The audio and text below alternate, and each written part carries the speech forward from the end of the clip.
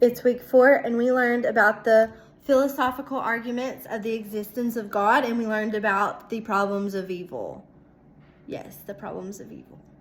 So for the first part, we need to consider 3 different arguments. The first argument is the ontological argument, which states that God's existence is the qualities we consider. So each quality we consider that we say about God, like he is very knowledgeable, all-powerful, almighty, those kind of qualities that people explain God as, states that God must exist. So that would be true.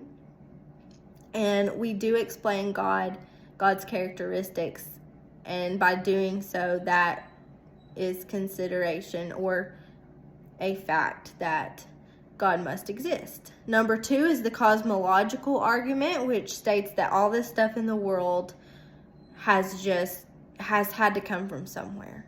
But there's 2 different things that we need to consider of the cosmological argument, which is the infinite regressive time that states that everything has always just existed in the world, that there's not ever not been a universe.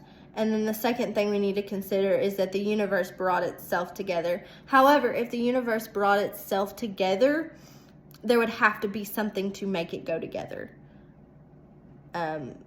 For example, that would be God making the whole world go together. And Professor Deaton explained this as the unmoved mover.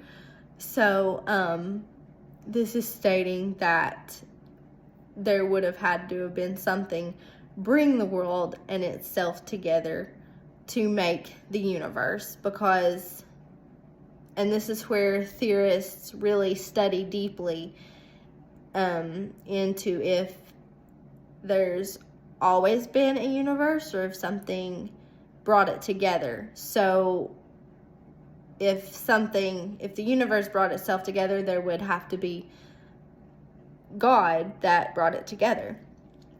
And then the third one is the teleological argument, which is observe matter that behaves in a regular particular factor. So this is stating that there is always order to the world. There's a certain order that things happen in. There's a certain order of regularity.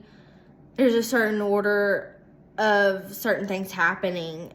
So it's a result. If there wasn't a particular factor, there would be a random chance.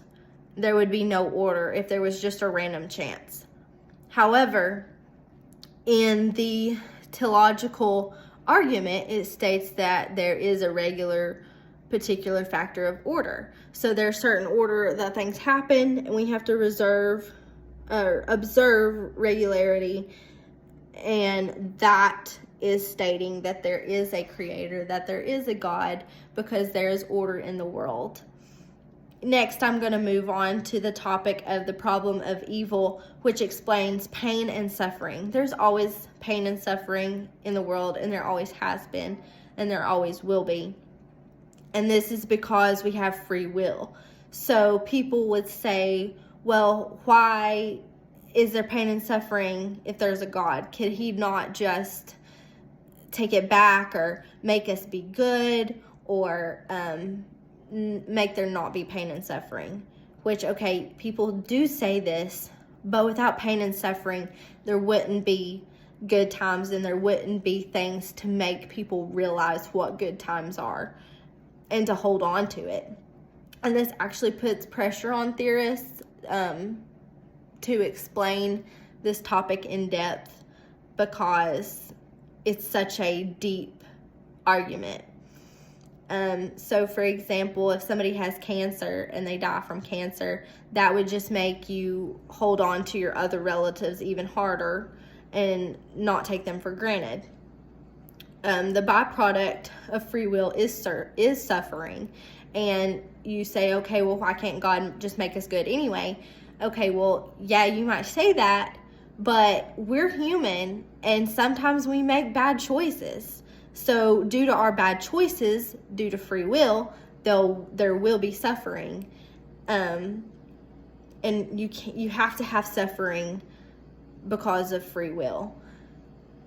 But all of this put together just explains, I think it goes hand in hand to explain that there is a God, there is a higher power that has things in order. Because if there was no order, then everything would be chaos. And that's not what God is. So I do believe that all of this stuff goes together to state that there is a God. Thank you.